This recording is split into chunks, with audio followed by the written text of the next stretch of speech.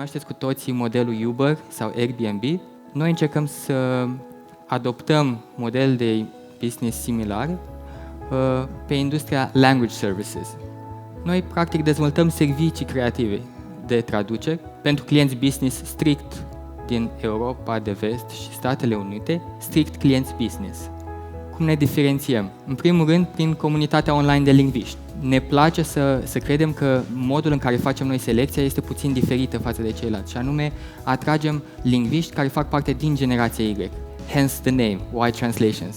Am avut surpriza plăcută să avem 3000 de aplicanți pentru business-ul nostru, din care am selectat 300. Totul este bazat pe reviews, constant încercăm pe platformele noastre să-i revizuim și să încercăm să aducem la un nivel optim pentru clienții noștri. 2. Tehnologia și schema proceselor. Totul este 100% cloud. Asta înseamnă că traducătorii poate să lucreze din orice colț al lumii. Platforma pe care noi o folosim permite clientului să poată să facă modificări, să-și dea input-uri asupra contentului, să spună ceea ce îi place, ceea ce nu îi place și în real time să modificăm totul pentru o calitate excelentă a produsului și a serviciului. Acestea sunt practic instrumente pe care noi le folosim, MemSource, Strados și Xbench-ul. Echipa noastră este destul de diversă. Am încercat să aducem internațional, precum vedeți, Jonas din Finlanda sau Shobia din Germania, pentru a ne dezvolta pe piețele respective. Încercăm să aducem oameni din piața respectivă ca să intrăm pe piețele respective. În același timp avem pe Joe, care este din UK, angajatul nostru, și Kylie din US, plus ceilalți freelanceri. În momentul de față, acesta este Top 100 Global, agenții din industria noastră. Noi, în momentul de față, lucrăm pentru acești oameni și avem o rată de reținere de 97%. Ne place să credem că facem lucrurile calitativ. Acesta este tipul de content pe care noi îl traducem pentru acești clienți. Și Alexandru Negurici, mulțumim foarte mult pentru prezentare. Poți să dai ultimul slide, te rog frumos? Poți să ne vorbești despre el? Să vă vorbesc despre. Păi ăsta este anul care a trecut practic. Anul Y Translations. Firma firma a început cu asociatul meu din Anglia în UK de 1 an jumate și de 1 an de zile am înființat business-ul și în România. Acestea practic sunt rezultatele noastre. Aproximativ 2 milioane de cuvinte traduse și 717 proiecte, dintre care structura costului unui proiect, ca să vă faceți idee, unui proiect de 1000 de euro de content, da? 50% se duce la lingvist, 10% la angajat, 10% tehnologie, 5% admin și aproximativ 25% profit unui proiect. Modelul de business e următorul. Tu ești în legătură cu niște case de traduceri foarte mari, da? Ok. Deci tu, practic, ești outsourcat de aceste mari case de traducere.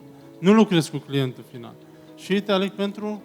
În primul rând, avem 2 tipuri de clienți. Avem și clienți direcți. De exemplu, cea mai mare companie de charging boxes pentru electrical vehicles, EVBox, este unul din clienții noștri. Ei sunt clienți direcți. Avem clienți direcți, dar avem și clienți, precum ai spus și tu, agenții mari de traducere. De ce ne aleg pe noi? Totul se face sample. Ca să intri în piața lor este foarte dificil. Deci îți dau sample-uri peste sample-uri, calitate peste calitate și vor să aduci la un nivel foarte ridicat, pentru că clienții pentru care noi traducem, de la Siemens până la Volkswagen, până la MAN Trucks, nivelul este foarte ridicat. Deci ei constant ridică ștacheta. Noi trebuie să avem grijă că avem comunitatea de traducere, avem tehnologia, avem talentul de project management ca să suplinim toate aceste lucruri ca ei să fie mulțumiți.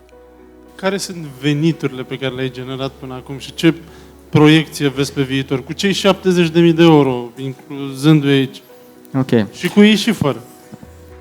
În momentul de față suntem în punctul în care am primit un feedback extraordinar de pozitiv la ultima conferință, cea mai mare din industrie, în New York. Le-am expus și lor model de business, era cea mai mare conferință din industria traducerilor. Da? Am fost prezenți acolo, am primit un feedback de la parteneri și nu numai, că suntem pe drumul cel bun. Totul depinde acum de cât de mult investim și cât de mult accelerăm creșterea, să spun așa.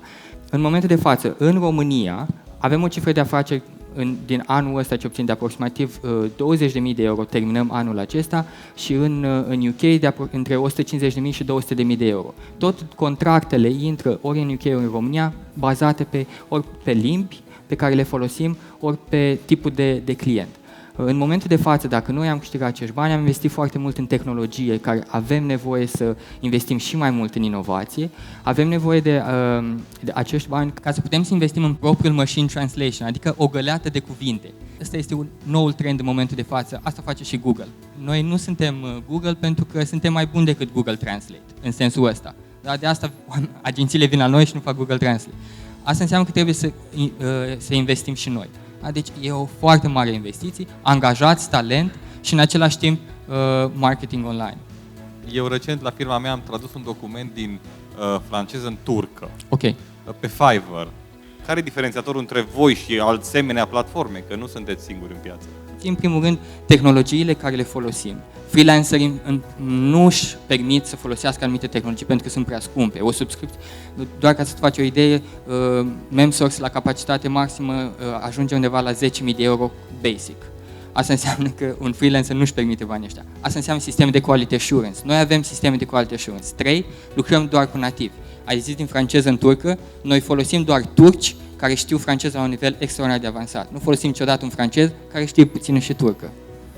Asta se întâmplă de multe ori. Mersi.